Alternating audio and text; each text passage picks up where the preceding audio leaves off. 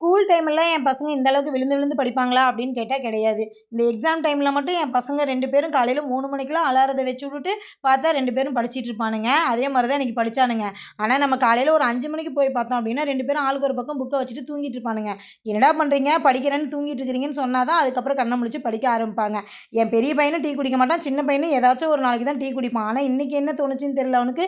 ஏமா பையன் காலையில் எழுந்திரிச்சு நேரமாக படிச்சிட்டு இருக்கிறேன், எனக்கு ஒரு டீ போட்டு கொடுக்கலாம்ல அப்படின்னு சொல்லி கேட்டுட்டான். சரி, கேட்டதுக்கப்புறம் பையனுக்கு டீ போட்டு கொடுக்காம இருக்க முடியுமா அப்படின்னு சொல்லிட்டு அவனுக்கும் டீ போட்டு கொடுத்தேன். அதை வாங்கி வச்ச பையன் குடிக்கிறதுக்குள்ளே அவங்க அப்பா ஒரு வேலை வச்சுட்டாரு. ஏன்னா வயலில் வந்து கொக்கு பறந்துட்டு இருக்குடா, பட்டாசு கொண்டு வந்து கொடுறா அப்படின்னு சொன்னதும் உடனே பட்டாசு எடுத்துகிட்டு போய் அவங்க அப்பாட்ட கொடுத்துட்டு இருந்தான். அந்த கேப்பில் இன்றைக்கி சாப்பாடு செஞ்சு பருப்பு குழம்பு தான் வச்சுருந்தேன்.